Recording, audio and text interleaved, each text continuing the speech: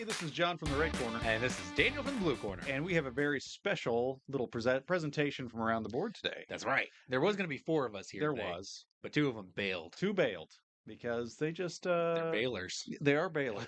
We live in the Midwest. That's true. And they're bailers. Yeah. So, Hay season. Yeah. It's actually true story because my father-in-law is, and that's what he's doing right now. Well, there you go. But, he's bailing hay. Well, that's their excuse anyway. But we're going to go over the Dice Tower Awards. Yeah. Because... that was such a divisive thing we did last year that we thought we would jump right in. Maybe that's what kept them away. Maybe they don't want the bad press. That's right. And we're going to forge ahead and we're going to talk about the Dice Tower Awards because even though the Dice Tower, you may have heard of it, it's a channel called the Dice Tower. It's a YouTube channel. And their awards, at least the 2 of us, think are about the premier creme de la creme awards in the board gaming industry. And they're not going to go and announce the awards and then talk about the games. They just announce the awards. Exactly. Because they don't want to intimidate people on the vote. Yeah. We will intimidate. We don't care. We'll intimidate people. So we're going to give you our opinions on the different games that are up for these awards. And if you're one of the people who are voting on this, I'm twisting your arm. Yes. I want my vote to be heard. Yes.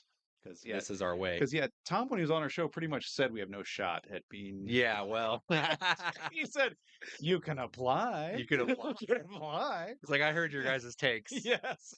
So we'll put you in the queue. Yeah. So I don't think we'll ever be officially part of that voting. But hey, who knows? Hey, you never know. Maybe one day. But today's not the day, and so because of that, we're going to just look at them and tell us what we think is going to win. And then we also are going to say what we would have picked out of those categories. Exactly. And I will also say, in all seriousness, we're enthusiasts. We're not experts, right? Yes. So part of that is we haven't played a lot of these games because we don't go out of our way to play every single game that released in the year. So that is honestly, in all fairness, that is one reason why we would never vote on these because we're just never been motivated to do that. We like to look at older games. We like to look at some new games. I will say that I think this year's crop, I have a more knowledge of than most years in the past. And same here. We're better at it. Maybe we are. Maybe we are. I think I went to Gen Con last year. That helped a lot. That helps. So, which our next episode is going to be our Gen Con episode. Yes. So just throwing that out there now. Yeah. So make sure you keep an eye out for that. So, all right. Well, without further ado, let's just, we're going to play a little bit of the Dice Tower video so you can actually see their announcement. So credit to them. And then me and John will react to it and tell you guys what we think. So what's our first category there? First category is welcoming games. Nice. I like the word gateway. They use welcoming. Yes. If I ever get on the Dice Tower, they won't listen to me. I think because there's gateway drugs, they don't want it to be well, and that, which is a very good comparison. It is, but okay. Quick detour, real quick. Z actually explains this. He says that you don't. It's called a welcoming because you can stay here. Gateway is kind of like you don't stay in the gateway, you keep going, right? Oh, I got So these are games even if you decide to stay here, that's fine. Yeah. These games anybody can play.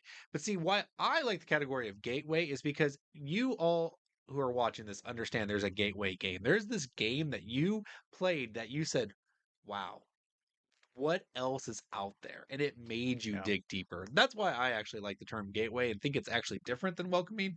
But their category is fine because they're trying to say this is a game anybody could play. That's true. So, I'll give it to them, but I'm still going to die on the hill of Gateway. So, nevertheless, what are the nominees? Let's find out. Best Welcoming Game. Castle Combo, published by Pandasaurus, Gregory Girard, Matthew Roussel, designers. Cities, published by DeVere, Steve Finn, Phil Walker Harding, designers. The Gang, published by Cosmos, John Cooper, Corey Heath, designers. Harmonies, published by Liebelude, Johan Benvenuto, designer. River Valley Glassworks, published by Allplay, Adam Hill, Ben Pinchback, Matt Riddle, designers.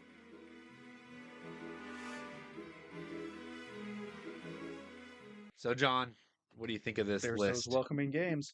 Well, I've got my favorites. Yeah. And I have my absolute favorite, and I have the one I think is going to win. And I don't know. I guess they are all welcoming games when you get down to it. Sure. I'm not going to argue that in this category. Some of the categories I am going to argue that. These are all actually welcoming games. Good. And so they actually fit in the category. I'm afraid the Gang is going to win, and I really don't want it to.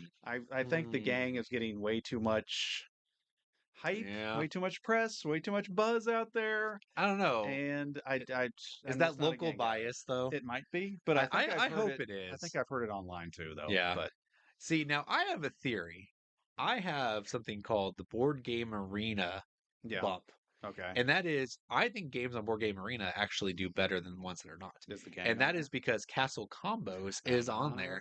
And I've heard a lot of good things about Castle Combos. So that's actually going to be my pick as Castle Combos. I can see. I hope you're right, but the one I want it's probably the one I want. Is River Valley That's Glassworks. right. That is by far the one I want out of this group. Yep. So by far. Now I haven't played Harmonies. Have you played Harmonies? I've not played it, but I really have no interest in it from looking at it. Yeah. Oh no, it's beautiful. It's beautiful, I know, but I don't know. I would give it a try, but I think it's too divisive. Like I know your favorite Dice Tower lady. Yeah, Camilla. She hates it with a passion. I'm gonna have to she watch thinks that. it is incredibly too aggressive, and and there's a mismatch in theme and presentation. Interesting. So okay. I see. Yeah, it looks like this cozy, beautiful game, and you're going at each other's throat. Yep. Okay, yeah, that's what I've heard. Interesting. Do you want to play? I did play Cities at Cities is a good game at Gen Con. Cities? It was fine. It was fine. Man, it's borderline welcoming. Yeah, don't you think? Yeah. I mean, there's a little bit to it. So we got Castle Combo. Is that what it's called? Yeah. Yes. Castle Combo. The gang I think is going to win. We both won. Yeah. River Valley Glassworks. All right. Well, I'm glad we could agree on that. All right. That brings us to our next category, which is games from a small publisher. That's right. So the small publishers are like, I think they have to have 3 or less. Or 2 or less even. Might even be 5 or less. I think 5 or less. Made it pretty, pretty inclusive. Now, you probably don't even care about this category, really, right? I probably would. Because you don't care about this category. Because I don't care about... You don't care about the publishers. That's true. I don't really, I don't pay much attention to the publishers. You're like, oh, what? That publisher hasn't been around forever? Yeah, I don't pay much attention to that. Okay. Well, I do. Okay. I like it. And this is our up-and-coming publishers that I will have an eye on from here on out. So I'm excited for it. Okay. So let's take a look. Best game from a small publisher. Captain Flip, published by Playpunk. Remo Conzadori, Paolo Mori, designers. Galileo Galilei, published by Pink Troubadour. Tomasz Holek, designer. Slay the Spire, published by Contention Games. Gary Dworecki, Anthony Giovanetti, Casey Yano, designers. Unconscious Mind, published by Fantasia Games. Lascas, Johnny Pack, Yoma, Antonio Zax, designers. Wondrous Creatures, published by Bad Comet, Yom CW, designer.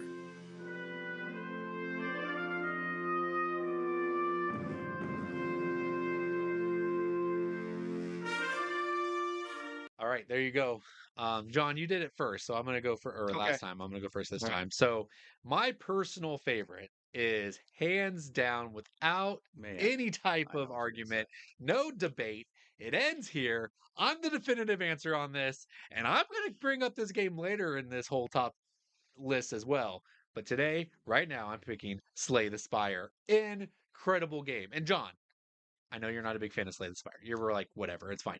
But you've got to admit, for first-time publisher, oh yes, that was lights out. That was lights out. That was a great production. That was lights out. That. Yes. And what they did, they took this online game and they adapted it for the tabletop. And while it wasn't your cup of tea, they did an excellent job, like no one has ever done before, and that I think is without dispute. So I think just all of that combined does make them my favorite to pick on this. But But you don't think they're going to take home the Oscar? I think it's going to be Unconscious Mind, because I think so many people had so much, just there's some biasy there because of how pretty it is. It is very pretty. People wanted to love this game, and I think it's definitely in that category of it's going to get voted for because of how the production came out and how much people really wanted it. I think you might be right. So, I knew Slay the Spire was going to be your baby on this one. Yes. And I was like, well, I was dismissive of it, just thinking, well, that's Daniel's baby. But then when you brought that up, that's a tricky thing to do, to take a video game. Yeah. It would be easier if it was a video game people hadn't heard of. Sure. But you like the theme. But this is a very popular video game that has a following. Yeah. You played the video game. Yes. And so then you're going to get the board game, and it's like, are they going to be a fan of the board game? Or are they not going to be a fan of it? You got to implement that in such a way that it's different, but enough the same. And I will say this, what I like about the game is that the player count is fluid. Yeah. You can literally just stop playing in the middle of the game. And guess who did? And it affects nothing. Guess who did? 2/3 of the way through, I'm like, this is an okay game. I'm done. I'm out of here. And we're And like, these guys like, okay, all well, right, keep going. knocked him Yeah, off. We just get kept outta here. playing. So I like that about it. It's not my pick or the thing one I think is going to win, but Galileo Galilei Ooh, was even better than I thought it was going to be really? when I played that game. Wow. That game I need to get that played then. was, I mean, it's almost indescribable how it's, gosh, the little action thing that you take with okay, the theme is just there. Sure. And for me, that's weird. Usually, if you really feel the theme, that's unless usually it's what I like. viticulture. Unless it's viticulture, Yeah. because it's a boring theme. But the theme is just kind of there, and Andy's going to hate me for saying, "Oh, you're moving a telescope." Yeah, that's what you do when you're looking at the stars. You're taking an action with your telescope. Yep. It looks cool. But the way you're setting up different things that you're trying to do, and the way you're trying to beat people to different goals, and the way you're trying to do that, and then trying to maximize the way you can do that, very great. Amazing decisions. Your turns shouldn't be long. Okay. They will be long sometimes if you have some cascading effects. Sure. But other than that, your turns really shouldn't be that long. You can pretty much plan them ahead of time, unless somebody's already beaten you to something. You're like, okay, I'm going to do this, and I'm going to do this, and I'm going to take that, and that, just that on that, and then that. Okay, and now it's your turn. And it can feel very satisfying. Yeah. Very satisfying turns that you take in that game. And I think when the Dice Tower reviewed it, they highly recommended don't play at 4 players. Oh, okay. And we played at 4 players. Yeah. I thought it was fine. And you still liked it? So I still liked it. So 3 players is probably amazing. So. I'm going to put this little caveat for our Around the Board fans out there. We never know what John's going to like. This is true. And I'm literally watching him play this game on a game night. And he doesn't look like he's having a bad time. But this level of excitement, I would not have guessed. He is the epitome of save it for the show. Yeah. What'd you think of that game, John? Yeah. You'll never know unless you watch Around the Board. Exactly. So good to know. I'm actually excited for the game. I want to get played too. I don't think it's going to win. Okay. Like you, I think Unconscious Mind is like the... I don't know. What's a movie that wins everything? Silence of the Lambs. No, Titanic. Titanic. It's the Titanic of this year, I think. I think it's going to win a lot of things. It's going to sweep everything. And I think small publisher, it's going to... Because that is an amazing production for a small publisher. For all the things I had to say about Slay the Spire, except for the adaptation, of course, I would say about Unconscious Mind, But it's funny because I don't know if I want to talk about it right now, but Unconscious Mind, as you remember, was one of my list of games that I really wanted to play. Yeah. And I did play it. Good. And I don't know if I need to play it again, to be honest with you. It was meaty. It was a big, big chunky game. Yeah, and it's just, I don't know. But for no reason. That's what I'm saying. Yeah. There was a lot of it's like, man, you can full on ignore a third of the game or more, which sometimes that's cool where it's like where you can go one direction, but it felt like I was doing a lot of the same stuff over and over. Yeah, and that's it's like, never a good feeling. But I'm scoring just as well as just about anybody else, so it's like, I mean, the guy that won was the guy that played it before, right? And we both were about the same. So it's like John Hook, right? You played it with John, right? Yeah. Our friend John Hook. I figure if we played it again, we'd probably do a little better. But I don't know. It's not a big fan of it after all. All right. Well, that's fair. So your pick is... But I think it's going to win it. Yeah. Hey, maybe Galileo, if you were that excited about it, maybe other people are too. I don't know. We'll find out. Okay. Well, I bet you we'll see a couple of these games in our next category, which is strategy games. Yes. Do you have any issues with that category, strategy game? With it being a category? Yeah. No. Okay. Maybe with one of the ones in there. Yeah. I just always think strategy games, I think it's... I think it's like the Kennerspiel. Yeah, they need to define it better. I think anytime anyone says strategy game, it's like, well, all of these games are strategy games. Yeah. River Valley Glasswork. I mean, there's a strategy in there, right? There is. What game doesn't have a strategy other than Flip 7? So, Very good. All games have strategy, but what they really mean is a heavy game. But I know the Dice Tower. That's what they mean. Dice Tower does not like the term heavy, which I also have I will take offense to that too, because again, I think a lot of this stuff is for us gamers, us hobby gamers, and I don't want to be elitist, even though I know I am sounding elitist. But come on, that's who's watching this stuff. That's who's watching these reviews. That's who's watching these nominations. So it's like, just speak to the people who are watching it. Good point. So I say heavy game. They say strategy. So let's go ahead and find out what the nominations are. Best Strategy Game. Bomb Busters, published by Pegasus Spiele, Hisashi Hayashi, designer. Fromage, published by R2I Games, Matthew O'Malley, Ben Rossett, designers. River of Gold, published by Office Dog, Keith Piggott, designer. SETI, published by CGE, Tomasz Holek, designer. Unconscious Mind, published by Fantasia Games, Laskas, Johnny Pack, Yoma, Antonio Zacks, designers.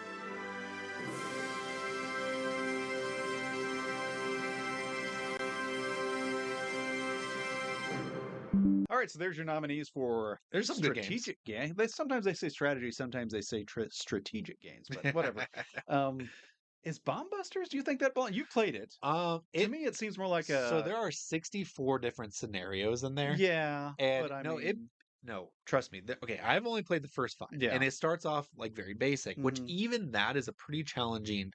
There's a challenge there. It's Yeah. challenging. So 64 events, and then it just keeps adding more and more it just and more. gets more difficult. Maybe. I'm just saying. I would. uh, I get your initial like what, but now if you use my category of heavy, I think 3 of the 4 or 5 of these games don't actually fit. But Oh, really? But Okay. yeah. But I don't know. When you say it has all these different scenarios, Yeah. I'm reminded of the old Atari games where you'd have Space Invaders. This is before Yeah. your time, but you'd buy a 2600 game. Here's Space Invaders. Has 112 games on it. Ooh. 112 Yeah. games. Yeah, this That's a one, deal.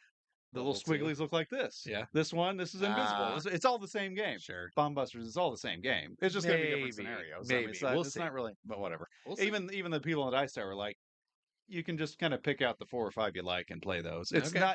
it's not like you've mastered a game. Sure. You know what I'm saying? Sure. It's just you're playing it differently. But whatever. Okay. But you know who really likes this game is our friend Robin. So it doesn't look watching like a this, bad Robin, game. let It us know. doesn't look like a bad game. I just don't know if it belongs on strategic games. Sure.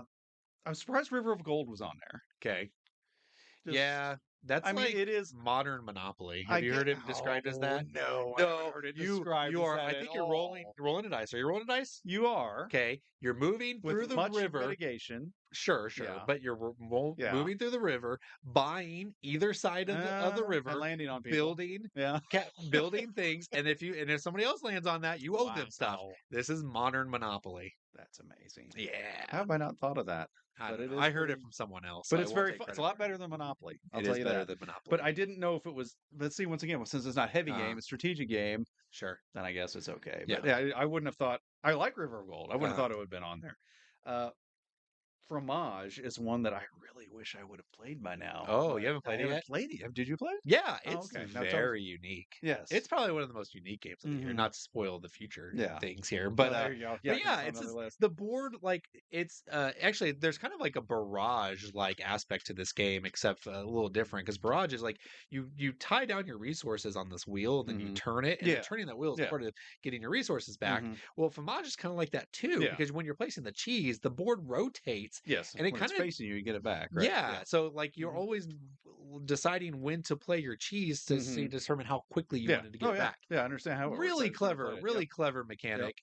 And if it wasn't for my idea of heavy game, I Yeah. would actually maybe pick Fromage. Okay. But I think this one's going to skew towards a heavier one. So I think SETI's actually going to win. People that are was the one I think was going to win as well. SETI. And yeah, that's one Yeah. I haven't played either, but it does look amazing. I think I would like it. The theme set me off, Sure. but then when I looked at the gameplay and stuff, I'm like, I've got to at least play this. It's probably not one I would own. Yeah. But it's one I need to play. It's from the same designers as Lost Ruins of Arnak, and you can see Yeah, the okay. you can see the DNA in Yeah. it. This definitely does escalate Lost Ruins of Arnak to Yeah. a point where I didn't feel was necessary. So while I enjoyed the game, I didn't have the thrill that most people did. So I'm going to say that this one was the pick to win it all. But I think my pick personally, you know what? I'm just to spite know. Bomb him. I'm going with Bomb Busters. Busters. There That's you right. It's go. good. It's good and thinky. It's good and thinky. Okay. It is. It's not heavy, Okay. but it's thinky.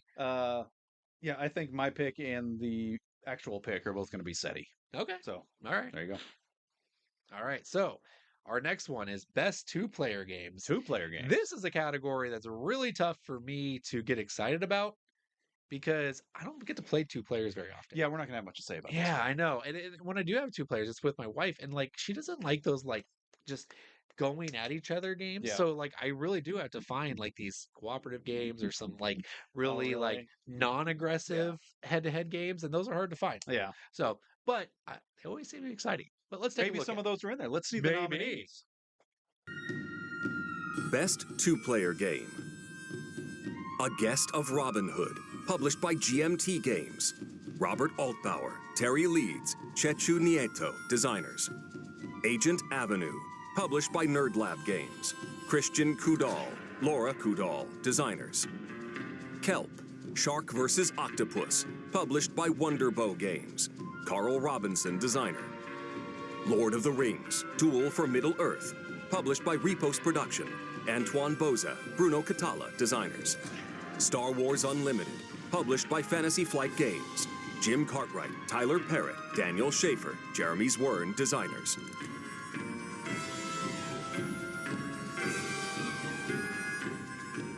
So, I have not a strong opinion on this one, but there is one game on here that actually made the top 10 games of 2024. Oh, Yeah, and that was Star Wars Unlimited. Yeah. Yes, great game. That would have been my pick.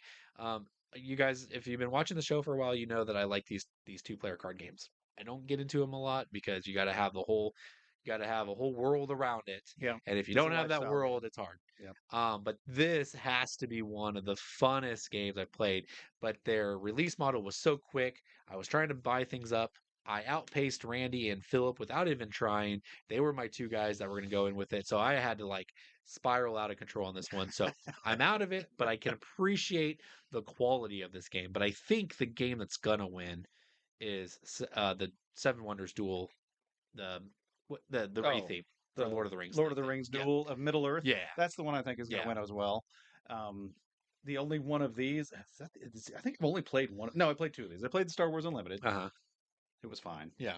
I played, but Kelp was a blast. Okay. Yeah. But, okay, enough with the nature theme. You gotcha. Yeah. Because, man, did they miss out. This would have been a perfect Fury of Dracula duel. Wow. Okay. Because, you're stuck with Dracula, like you shipwrecked or something. He's got a feast before he has strength to move on. Okay. So you're trying to delay him. It would be the same things. You're doing things to try to get away. He's doing things to try to catch you. If he catches you, he feasts. He turns into a bat or something, and he takes off. Otherwise, he's dead, and then you signal for help, and you get out of there. I think that would have been a cooler theme. It was okay. Octopus versus the Great White Shark. Better than most nature themes. Sure. But it's just the more I thought about it, I'm like, oh, wow, that would have been cool. Fury of Dracula duel, that would have been awesome.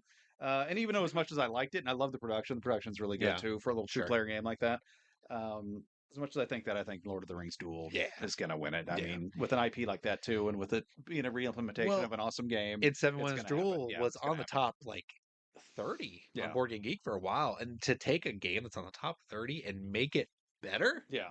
What? How does that not win? Exactly. The only thing is that if people hit it because it's a re-theme, a re-implementation, maybe that holds against it. But it's such a popular theme, though. So I do want to speak on the Geist of Robin Hood. You know who actually noticed this game first of note? Old Man Chris.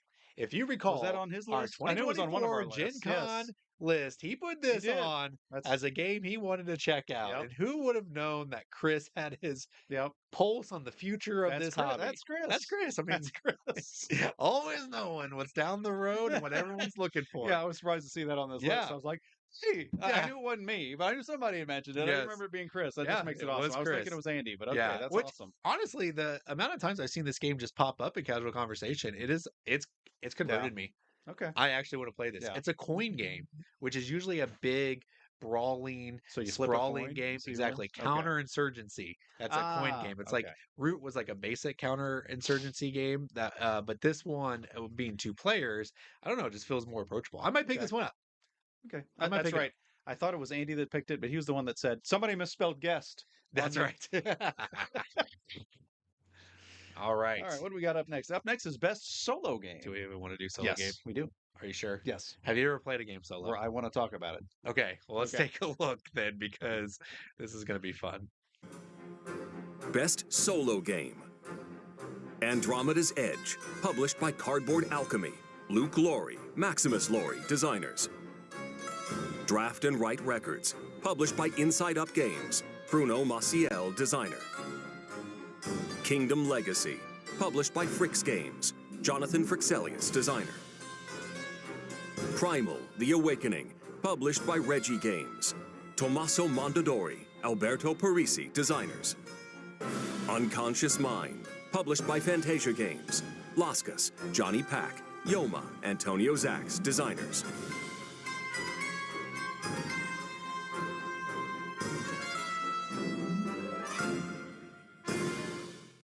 Well, those are games I've heard of. Those are the nominees for solo game. Let me talk a minute Okay. about the nominees You're for on the solo clock. game. Go. Because we just did 2-player games. We did. Guess how many players play all the 2-player games? 2. 2! That's right. Guess how many players play the solo games? All but 1 can be played by up to 6. Okay. How fair is that in a solo game category, may I ask you? You're out there as a designer, working your tail off, trying to make a solo game like Final Girl or something like that. You're making it as cool as you can. You don't want to make a big footprint because why? People playing by themselves, they don't want to spread out all over the table. Maybe they do, though.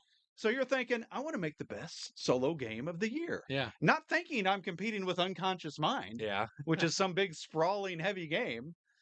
Give me a break. Yeah. We've got Andromeda's Edge, Draft and Write Records, Kingdom Legacy, Unconscious Mind, all play at least 4 up to 6. And then you've got Primal the Awakening. Boom, they should win it hands down. That's the only solo game in this list. So no, that's multiplayer. That's just cooperative. Oh, Kingdom Legacy. My bad. Kingdom Legacy is the only solo game. My bad.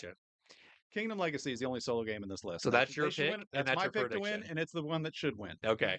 Well, if it doesn't, then that's ridiculous. Because where's the solo games at? There were other solo games that came out this year. Okay, well, here is my defense of solo games that I don't play.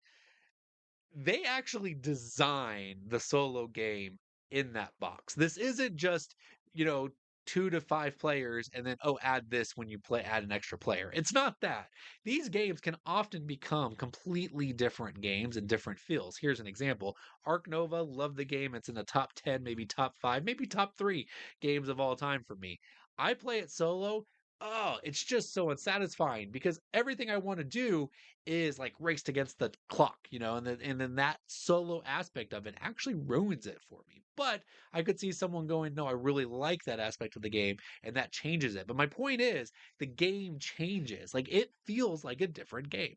So I understand why they do this, because while it wasn't designed for one player, there are one-player designed variants in there. Yes, but I think my point is, these games would never be made as a solo game only. No, but well, that's what I'm saying. Unless the world changed and it was more popular to do solo than not. To me, that gives them the advantage because they can put all these resources and things into this game that they know is going to sell because it's going to play up to 6 or whatever, and not have to worry about, well, this is for that one lonely dude that's going to play by himself. It's a whole different budget, it's a whole different design space, it's a whole different everything. Yeah. And then you just wreck it all with Unconscious Mind or something like that. That's to me, that's just ridiculous. It's not a competitive thing. No. All right, well, that's fair. Well, I don't have a pick since I haven't really played any of these games solo, but I will have a prediction though, and my prediction will be Unconscious Mind. I think this is going to go the way of the 4-player solo game. That's right. Yeah, I think it's going to solo game. I think it's going to go the way of Gloomhaven and Wingspan, right? Because those were like big brawling games, but people were like, "Oh, we can play those by yourself. Let's vote for those." True. And it was so popular, but there's enough kickback with Wingspan that maybe it won't happen again.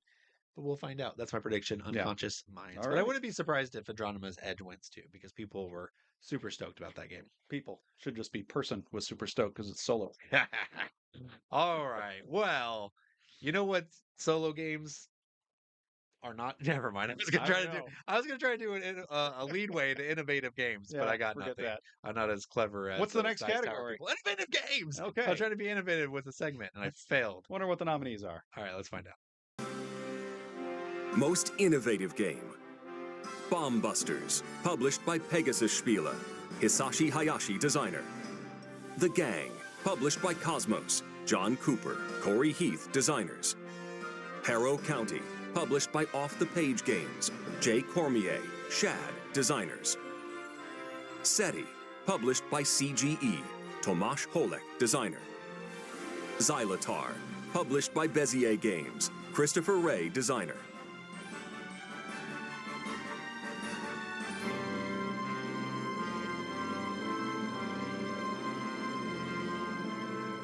Xylotar, yes. Literally, that name exists, so it can be on every top. So anytime there's a list that's like favorite X games, or let's do your games A through Z, which one it is? It's Xylotar. Yep. It is the only reason that it is called Xylotar, and so that it is the only X game that exists. Thematically, it works in the game. Oh, does it? Okay. You've heard of a keytar, right? Sure. That's what it is. It's a xylophone that's a guitar. Then why isn't it called Xylotar? Why isn't it a keytar? Because it's a xylotar instead. It could have been a keytar. It could have been. It could have been anything because it's that's very abstract. That's game. right.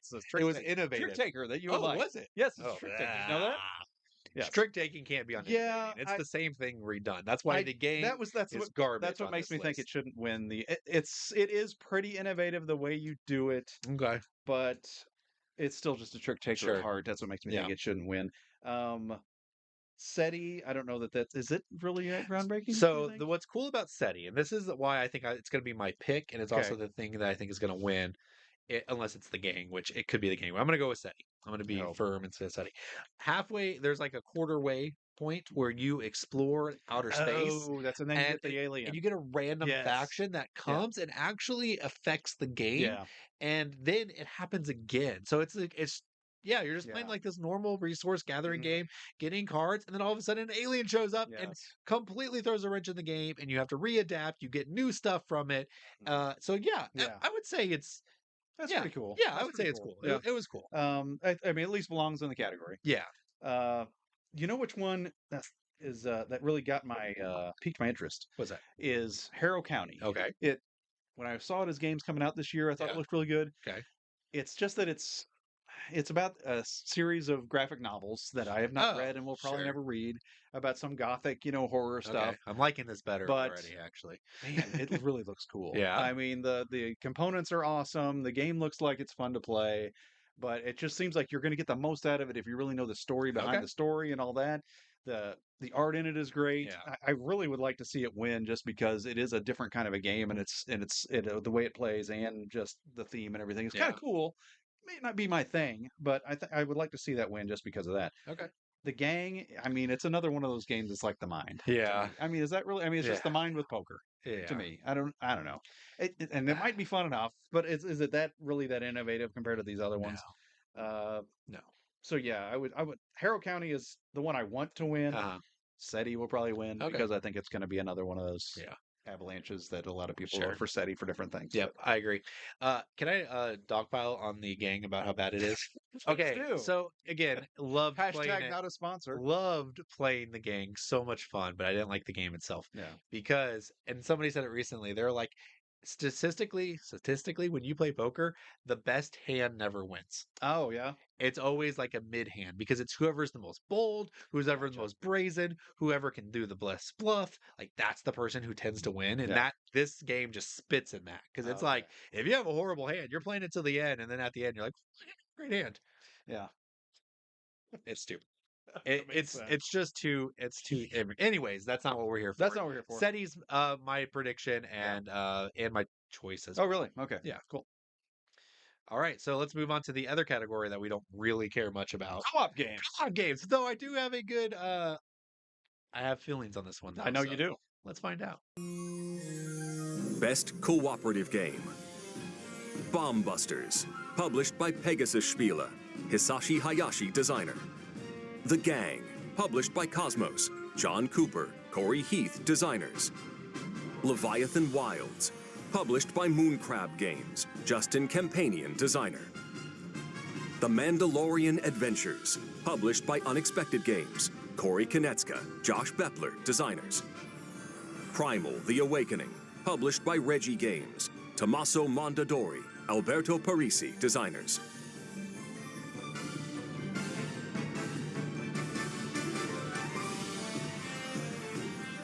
We got a Gloomhaven ripoff. We have a Star Wars based on theme. We have the Mind ripoff. The Mind ripoff. Yeah. We have Hanabi ripoff. And Leviathan Wilds is a ripoff of another game that I hated, which was really? Was it called Sulk? Okay. Hollow. Skulk Hollow, maybe? Skulk Hollow. There you go. Which looked really exciting. Yeah. And was so bad. Really? I was so disappointed. All right. So I don't even want to play because I think it's the same designer, or at least it looks very similar. Yeah. So sorry, I ain't picking that one. I'm going with Bomb Busters for my pick and the pick of the people. Me too. Yeah. Hey, there you go. There we go. Sometimes you got to give an edge to like Star Wars stuff. Yeah. And the designer of this is also the guy, I forget his name, but he's the guy that's behind a lot of the projects in Fantasy Flight. Corey Konecka. There you go. And he's done a lot of the famous Fantasy Flight stuff, and he did this in his own studio. So there's a good chance this is really good. But the buzz of it died away Oh, yeah. so Yeah. quickly that I don't think it has the legs to You're talking about Mandalorian Adventures? Mandalorian. Sorry, yeah. And I mean, Mandalorian is kind of a niche Star Wars but it's thing. the best Star Wars thing. It's not niche, dude. I mean, isn't it You're more Star niche. Wars adjacent? You're niche. Mandalorian's literally the only good thing that's happened to Star Wars since the 60s. Okay. Actually, I haven't liked the 60s The ones. 60s? 70s? There we go. Whatever. And they were all I don't bad. think we're in the 60s. All bad. Yeah, hot take. You know what my favorite Star Wars is? What? Episode 3. Love it. Oh, seriously? Yeah. Rogue One is the I'll best. kill those kids. Rogue One is the oh, that's a pretty good favorite actually. Think of that. Makes your jaw drop. We're just gonna move past that. Let's go on to party games. Yeah. That moves us right along to party games. Do you play a lot of party games? I do. You do? Yes. Okay. Yeah. Have you played any of these party I games? have. All right. Well, let's find out which ones played you a couple of them. I played. hold on. I played a couple of them, and I know something about a lot of them. Okay. So, there we go. Yeah. Let's see what they are. Okay. Best Party Game. Caution Signs, published by Wacky Wizard Games. Scott Brady, Danielle Reynolds, designers. Duck and Cover, published by Captain Games. Usama Khalifati, designer. Flip 7, published by The Op. Eric Olson, designer. Link City, published by Blue Orange Games. Emilien Alquier, designer. Things in Rings, published by Allplay. Peter C. Hayward, designer.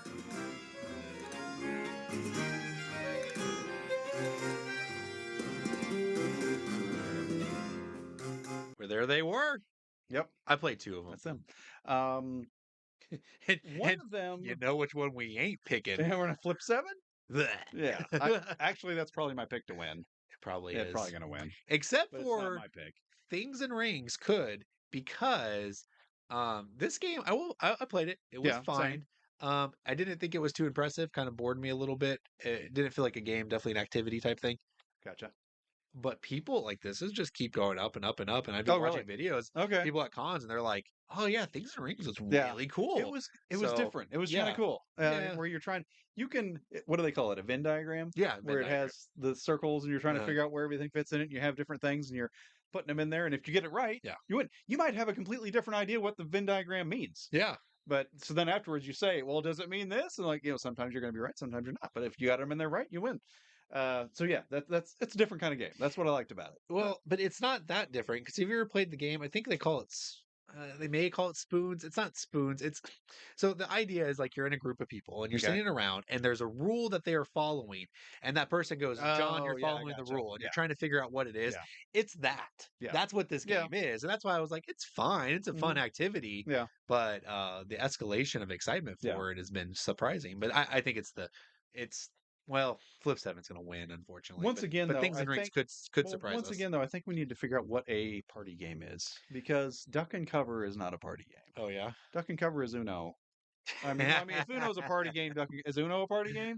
I mean, maybe. Do you know what Duck and Cover is? No, I don't. You get 12 cards. Okay. With ducks on them. Sure. And numbers. Okay. Number 1 to 12, and you put them randomly in a grid, and then you start flipping over numbers, and you have to pick that number up and cover another duck. Okay. Okay. While you're at a party, apparently. Because can you play a party? Can you play 100 people? No, you cannot play 100 people. You have to have the cards. And so you want to be, at the end, you want to have the least amount of ducks showing. You want to have the biggest stack of ducks. Okay. So you know what numbers are going to come out, I guess. So you're trying to anticipate, what to do. But I mean, it's a lot of luck of what number comes out. Okay. You might be planning for this one and it never comes out till the end. You're like, well, I'm host. But what's that sound like? It sounds a lot like Flip 7, which is probably going to win. But at least Flip 7, I guess, could call a party game. But I don't even think Duck and Cover is a party game. So, yeah. Link City looks good. Link City looks like a fun one. And Caution Signs looks really fun, too. But I still think Flip 7's going to win. Yeah. I definitely don't get the newest party games. I kind of let them simmer. Oh, gotcha. Let people tell me what the best ones are because they're all the same-ish. Yeah. It's like, so just tell me which one's a lot of times they are. Is this a word game? Is this, whatever? Yeah. Don't get me wrong; they're fun. I like them. I do still get party games. I had a lot of party games, but I don't need to. I don't need to be cold of the new with the party games. Just tell me which one wins, and I'll look at it. I just don't think a pure card game is a party game. Like Duck and Cover. I don't think it's in the wrong category. There you go. Wrong category. Maybe this is just a blatant attempt for me to get Tom back on our show. There you go. Okay, well, this next category is right up your alley. Yes, it is. This is actually referred to as John's alley. Yes, it is. And that's where these games live. That is the best Themes. Best Theming. Endeavor, Deep Sea, published by Burnt Island Games. Carl DeVisser, Jarrett Gray, designers. Let's Go to Japan, published by AEG. Josh Wood, designer. Rock Hard, 1977, published by DeVere. Jackie Fox, designer. SETI, published by CGE. Tomasz Holek, designer. Unconscious Mind, published by Fantasia Games. Laskas, Johnny Pack, Yoma, Antonio Zacks, designers.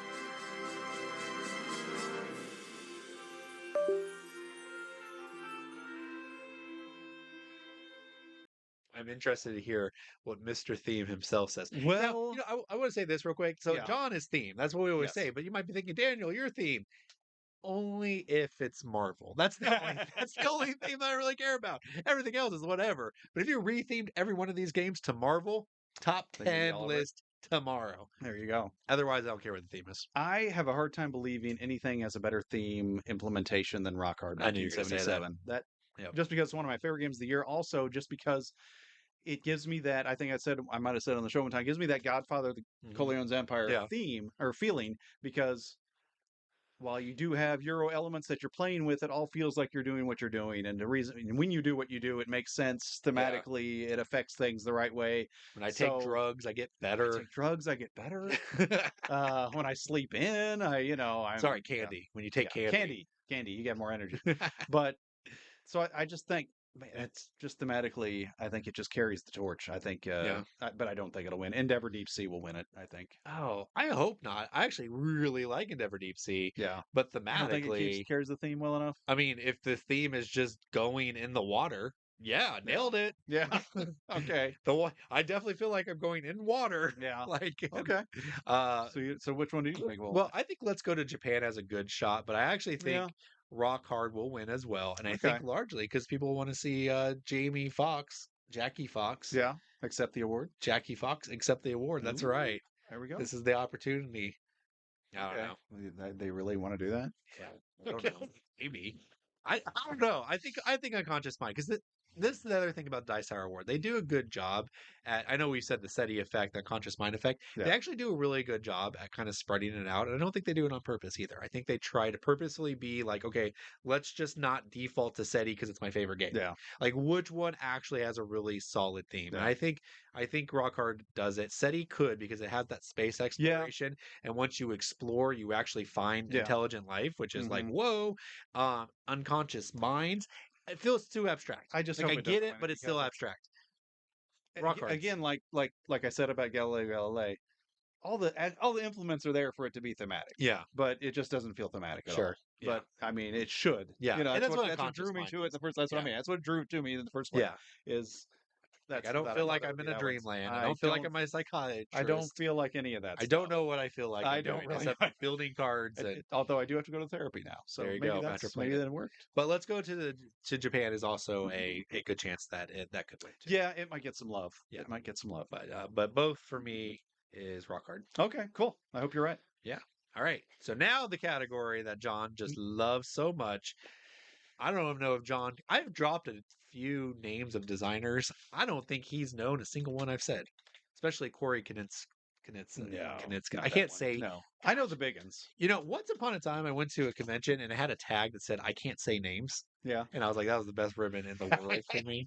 So just know, I mean it with all respect, I can't say names very well. Okay. But anyways, let's find out what the best new designers are that John will immediately forget. Yes. Best game from a new designer. Flip 7, published by The Op, Eric Olson, designer. River of Gold, published by Office Dog, Keith Piggott, designer. Rock Hard, 1977, published by DeVere, Jackie Fox, designer. SETI, published by CGE, Tomasz Holek, designer. Slay the Spire, published by Contention Games, Gary Dworetsky, Anthony Giovanetti, Casey Yano, designers.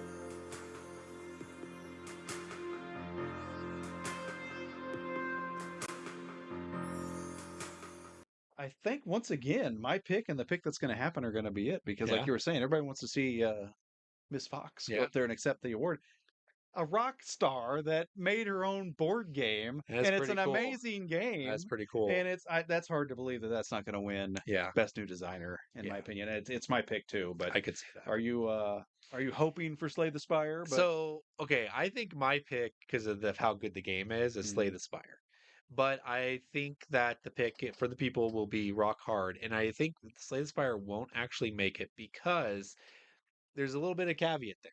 The guys who made this also made the online game. I think they're the same designer. Oh, for real? Okay. Or at least they had something that they really could sink their teeth into. Yeah. And then those designers, they were people who worked on, I believe, Netrunner from Fantasy Flight, the big card game.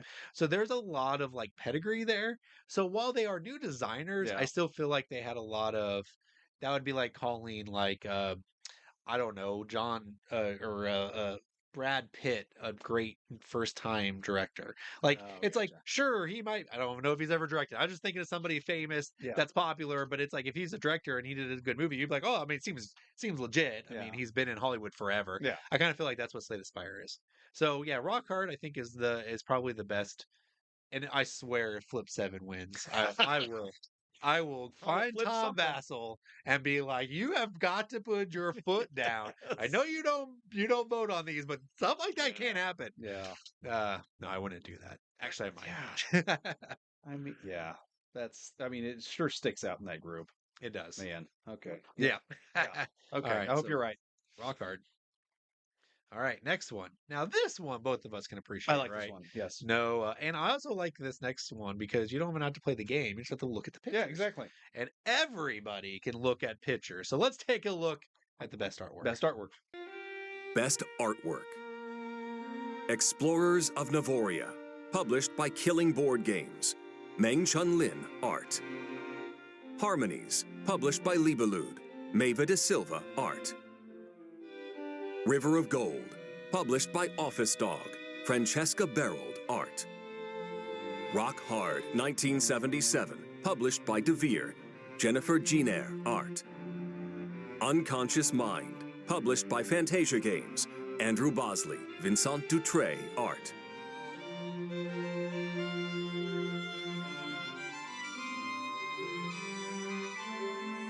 Those are some beautiful games. They are some beautiful games. And I will say there's one on here that does throw me off a little bit.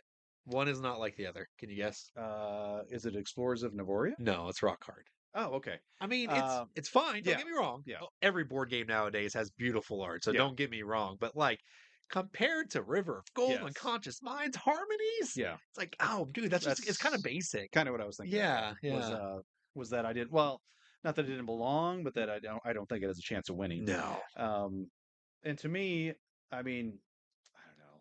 Explorers of Navario has that root appeal to it. That's what I'm saying. It's a very specific look that I think some people adore. Yes. And I think that's why it's on the list. And I'll grant it for that. That's good. Harmonies. Now, I want to say, if you guys are watching this and you're just seeing the cover of Harmonies, me and Kelly did this when we were looking at the Board Game Geek Awards. Yeah. We looked up Harmonies for art, and we were like, oh, why is this art? Well, when I looked up the art, it's really good art. It is beautiful inside that box. It is so beautiful. So I go look at some pictures. It'll convince your mind if the cover didn't do it for you. But I don't know. For me, though, my pick would be Unconscious Mind, even though it's not, my pick is the best game in the world. Yeah. I think everything they did with the art in that game is just top notch. I mean, that's what drew me to it was, this theme's got to come through because look at this. Everything looks amazing. This was winning best art before it even came out. Yeah, you're probably right. Yeah. And I don't know. I think, it's River Gold looks nice. I think it's more pretty. I think it's more beautiful in its design. Yeah. More so than the art, I don't know. But I mean, that's pretty similar, but feels like the high-end chessboard that you put on the table. There you go. That you're kind of just like, look at this game. Yeah. And people are looking by and go, ooh, it's shiny. It's pretty. That's pretty cool. cool. I don't know. Yeah, it is nice. But Unconscious Mind, you can as you play it, it keeps unfolding. There's so much art. It definitely deserves it. Yeah. If not Harmonies, that could be again a dark horse. But I really hope it doesn't win it because I just think to take something with a theme like Unconscious Mind and make it that beautiful. Yeah. Takes a lot of creativity. And so I hope it wins it. I say it's not my vote for the most amazing game in the world, but I think it's got a lot of steam going though, and I think it's another category it's going to win. Yeah, for sure. All right, this next one, I have actually a couple games on this list, Oh, and two of them I feel very passionately about. listen to you. And that is Best Reprint. I wonder what these nominees are. Best Reprint. Finca, published by Pandasaurus, Wolfgang Sentker, Ralph Zerlind, designers. Middle Ages, published by Studio H, Marc Andre, designer. Rebel Princess Deluxe, published by Bezier Games. Daniel Byrne, Jose Gerardo Guerrero, Kevin Pelaez, Tirso Virgos, designers. Skyrise, published by Roxley. Gavin Brown, Sebastian Pauchon, Adam Wise, designers. Through the Desert, published by Allplay. Reiner Knizia, designer.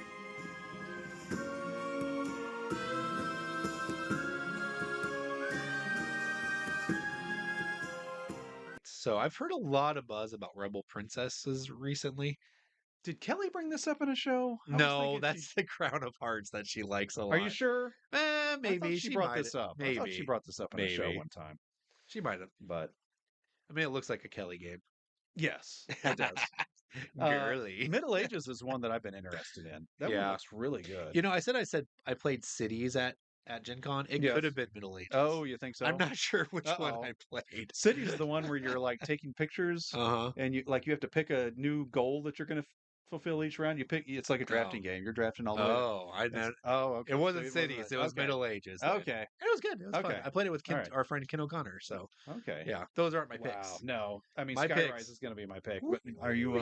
Really even? Oh yeah, over Through the Desert. I thought maybe Through the Desert. Through the Desert is a great game. Highly recommend it. The production of Allplay did a great job as well. So yes, highly recommend it. But Skyrise, what a good game! And I want to be a little like board game hipster here, but our friend Ben Mora, he actually had this game years ago, and he played it with me and Andy. So we were on the Skyride bandwagon before it was even like awesome and cool. Yeah. But unless Rebel Princess wins it because of the whole, like, I don't know, just people thinking different themes should win. I guess. That type of mentality. Skyrise has to win. Yeah. The Skyrise, especially, I mean, yeah. I assume they're taking into account the deluxe version. Yeah. If there is a deluxe version. I prefer the not deluxe version. Yeah, but that deluxe is really cool. It is cool. The way the buildings stand. Don't need the buildings are cool. The plastic is unnecessary. Go die on that hill. Whatever. What's up next? Speaking of that, Best Production is up next. I wonder if Skyrise will be on it. Let's find out. Best Production. Andromeda's Edge, published by Cardboard Alchemy. Luke Laurie, Maximus Laurie, designers. Fractured Sky, published by IV Studio. Max Anderson, Zach Dixon, Austin Harrison, designers. River of Gold, published by Office Dog. Keith Piggott, designer. River Valley Glassworks, published by Allplay. Adam Hill, Ben Pinchback, Matt Riddle, designers. Unconscious Mind, published by Fantasia Games. Lascas, Johnny Pack, Yoma, Antonio Zacks, designers.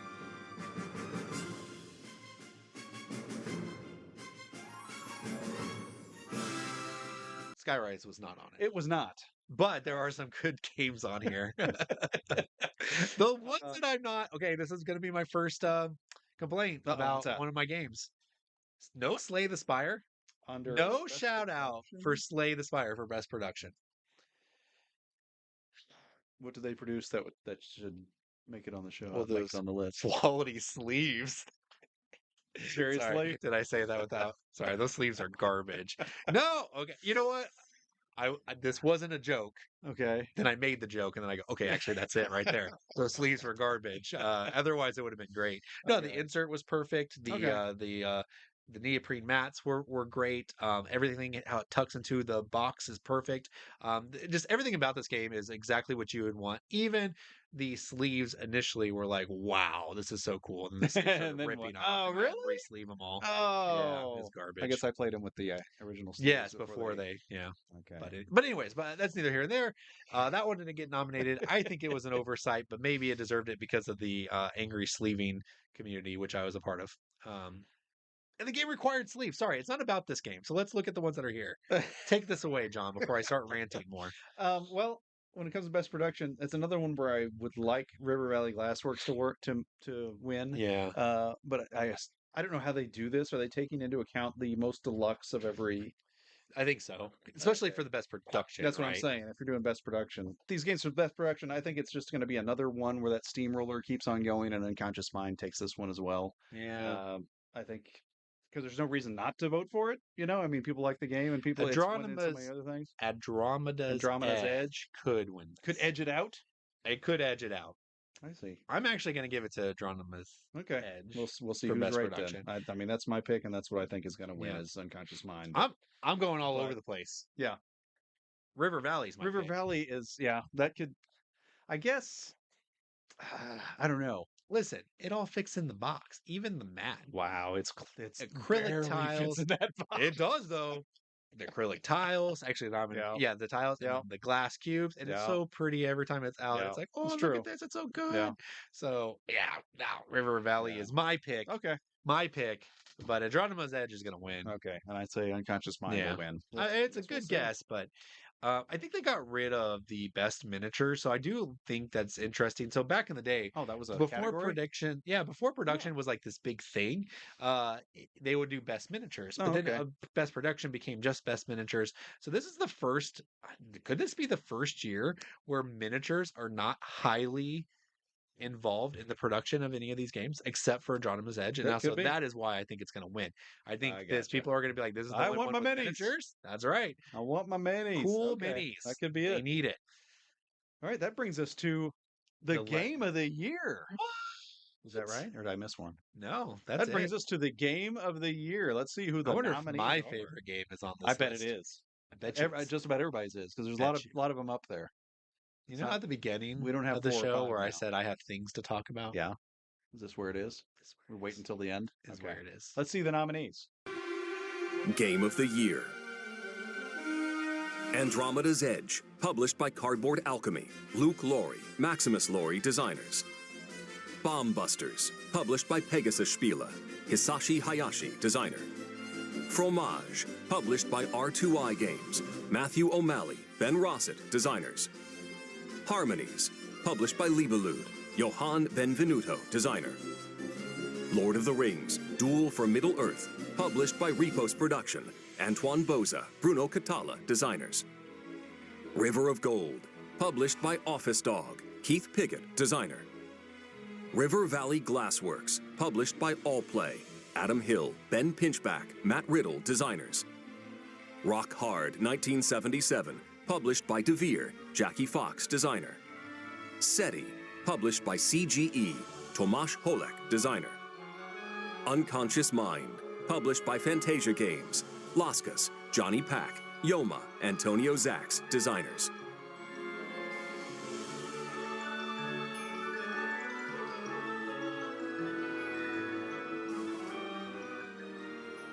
Before we talk about this very, very good quality slate of games, yes, there's a game noticeably absent from. There is? That is both shocking and offensive. Oh, I didn't even notice that. Slay the Flippin' Spire is not on this list. Yeah. What? Not. You're right. What? It was nominated for like 3 different categories. And it's not on the best game of the year. First, I thought you were going to say Flip 7 wasn't on here. Oh my gosh! What if Flip 7 was on the list? Oh man, I'm dear Mr. Vassal. I used to say that your awards were the best. Oh my gosh. Okay. You're right. I didn't notice that absence. No, I noticed it. Wow. I was like, Slay the Spires right after SETI. Of the ones that are actually on the list, do you have any feelings of what? I have no feelings. They have robbed my feelings. Rock Hard even made it on, and not this. Yep.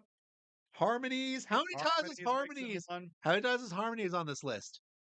Once for best art. Before this. For best art. Yes. Well, a 2-player game.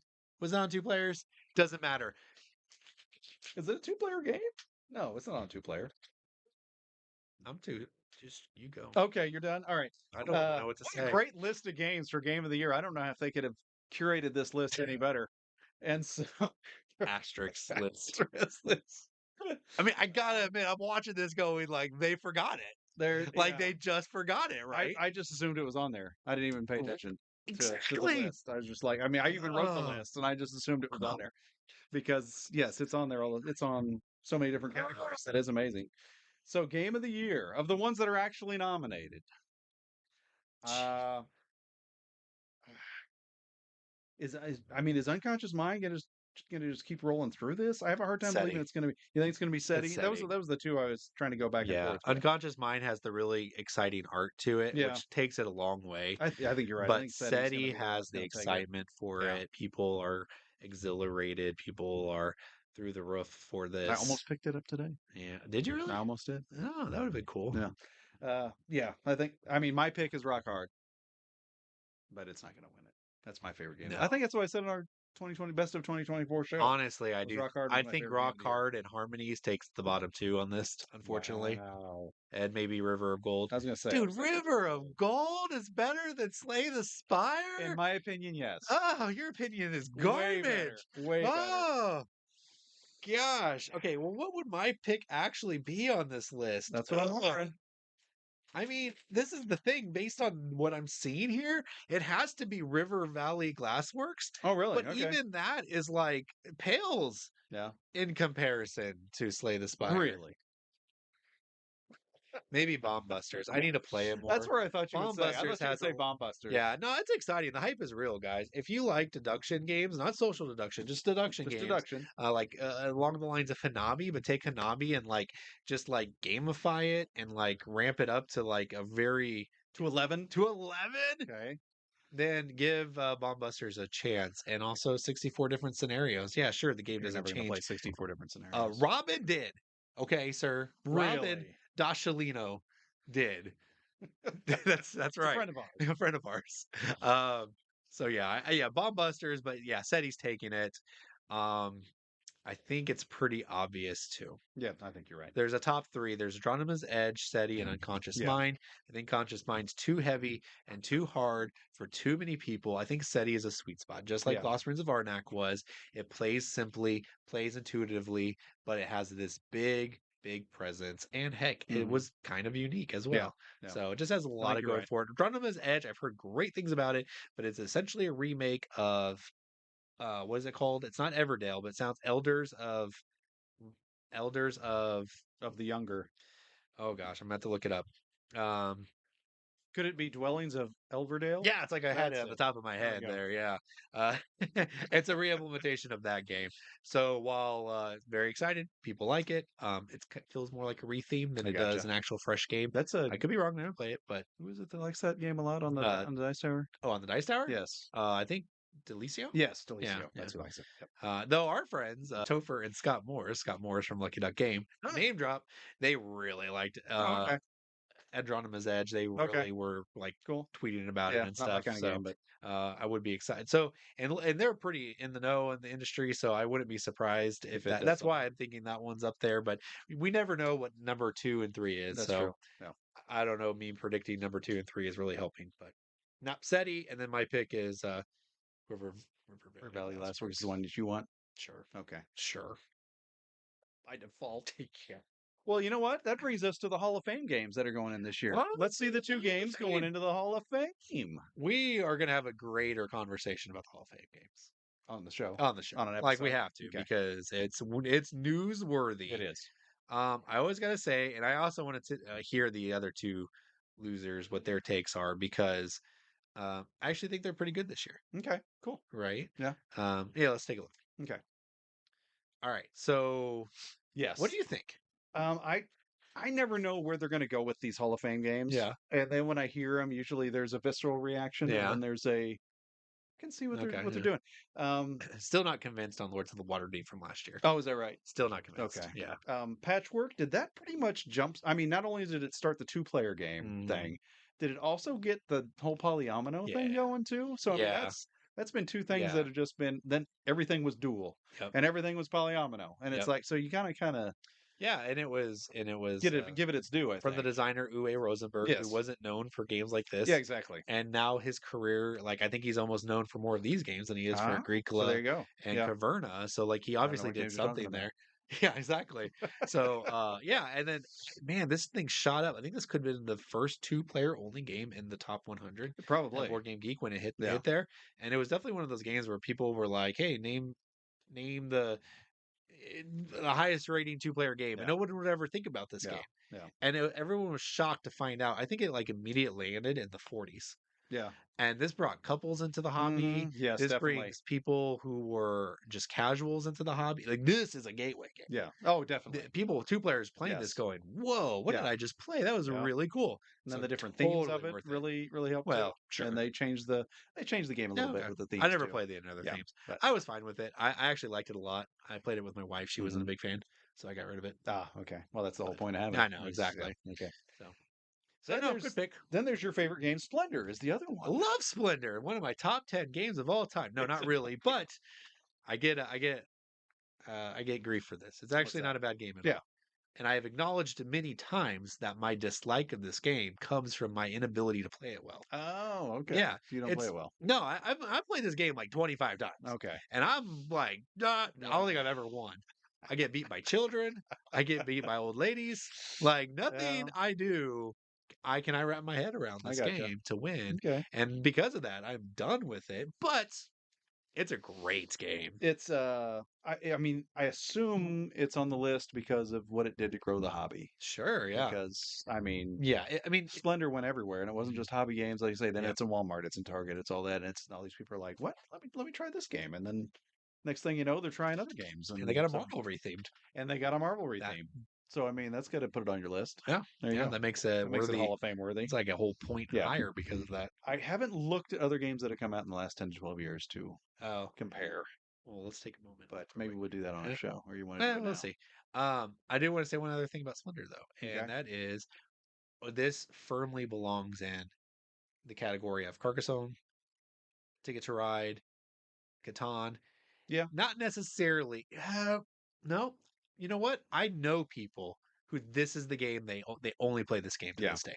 Yeah. So I think it does. Maybe it's not so broad because when Ticket to Ride, Carcassonne, and Catan came out, there wasn't as many to choose from, right? Yeah. And now there's so many, so you never know which one that's going to get. But man, the fact that Splendor is still being found by people and still is the primary game that they play as a family, that says a lot. That says a lot.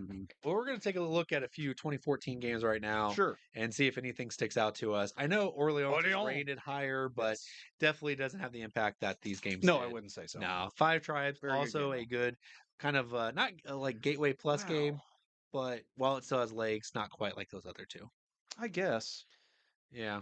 Star Realms, I would make an argument for Star Realms, not in the all-encompassing way that Splendor, but maybe the very hobby-specific way, like Patchwork. So Star Realms, did it do anything like revolutionary? No, except for it took that deck building game that we are all familiar with, and they smashed into such a small package that so many people have been able to get their hands on Star Realms, and they play it and they get super into it. So this is almost like, last year Lords of Waterdeep Deep was like D&D players getting into the hobby. I think Star Realms is getting Magic players into the hobby. You think? Yeah, I do. All right. So that's my argument for that. Istanbul. No, that's up there for like one of the worst covers ever. Sorry, it is, but I could see an argument for Istanbul. The reason I mentioned it. Oh, Castles of Mad King Ludwig. If we were being like elitist, like board game people, that would be on it. Yeah, that would have to be on it. That can't be on there though. It could be. Oh, I know what Randy would want. Dead of Winter. Now I would put Battlestar Galactica on there before Dead of Winter though, because Battlestar Galactica did revolutionize several different things, and it does need to be recognized for, one, showing that IP can be done correctly, two, the cooperative trader. I know Betrayal. No. Round Table, the Days of Wonder game, Shadows over Camelot. There you go. It kind of did that as well, but nothing did it quite as good as Battlestar Galactica. And the Dead of Winter just refined it all, and also came out in the height of everyone loving The Walking Dead. Oh, gotcha. So that also helped it too. Clask, I think I would put in the same category as Crokinole. It's not a board game. Not a board game. Or maybe you could say it brought Crokinole into the. Maybe you could say it's the predecessor to Crokinole. Crokinole came way before that. Jeez.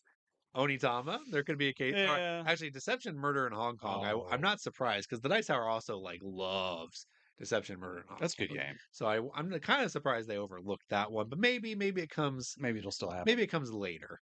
Power. Oh no, this is like. Oh, never mind. I saw Power Grid, but this is Power Grid Deluxe. Yeah. Power Grid would have had to been on that list. Ooh, Imperial Settlers? No. Abyss? No. Not Abyss. Colt Express. No. Yeah, no. Flash and Pan. Yeah, as much as I think it's cool. Yeah. Camel Up? I could see an argument. I could see an argument for Camel Up. Yeah. For the same kind of reasons that it gets people to play. And exactly. Yeah. And it's just a laugh out loud racing game, but anyway, so I think their picks this year were pretty solid. Okay. I don't have actual complaints like I did last year. Lords of Waterdeep just isn't doing it for me. Speaking of Camel Up, just real quick. So I'm not a fan. I think I've won every time I played, but I can't stand the game. Oh, no. And so I'm at a game group with some people. What does this tell you? Okay. I'm cleaning up. Oh, we're going to play one more game. We're thinking of playing Camel Up. What do you want to play? Anything but Camel Up. What do you think they set up? Camel Up. I'm like, okay, I guess I'm going home. See, guys. Hey, you were planning to leave. Like, I was cleaning up the previous game. Oh, okay. Like, all right. I guess was this your brother's group? Yes. That's brothers for you. Yeah. Heck with you. We're playing Camel Up anyway. I mean, I think it was a good choice. That's what I mean. All right. Well, oh, there you go. In general, pretty good. I think they did good with those two picks. Good picks. And then through the whole list, as always, I think the Dice Tower, they have their pulse on what is hot in the hobby, and it's because they actually have people in the hobby voting for this stuff. They have reviewers, YouTubers, bloggers, and all those variations of people, and they're the ones that are putting their voice in, and it is actually an accurate representation of what the hobby is experiencing, unlike some of these other ones that are just like, why are you even voting in the way that you do? Is so confusing. The categories are so blurred. But in the Dice Tower, while we had some little, I don't think so. For the most part, rock solid. Yes. Love the Dice Tower Awards, and I'll be glad to get there again at Gen Con to see the Dice Tower Awards. Are you going to come with me? You're going to watch them with me? Possibly. I went by myself last year. Did you really? It was sad. Nobody else was there. Just me. Wow. It was like they were all. And Tom still doesn't remember. Still doesn't recognize me. No. I had a dream the other day that I met Tom Vassell in person. I was like, "Hey, remember me?" And he's like, "No." And I was like, "From around the board." And he was like, "Oh yeah." I was thinking about Gen Con. We'll see. Gosh. We'll see if he remembers us or not. All right. He'll remember us after watching this video. I'm like, yeah. After he hears about That's right. Okay. Those guys. Well, what do you think about these picks? And which ones do you think are going to win? Which ones do you want to win? Yeah. In these different categories. Please let us know in the comments. And on a scale of 1 to 10, how upset are you that Slay the Spire is not one of the 10 nominations? 0. No, it's 11. Okay. An 11. All right. But when will we see them next time? Next time, around the board. I was like, at Gen Con? No. But I will see them at Gen Con. Yes. Okay. Maybe.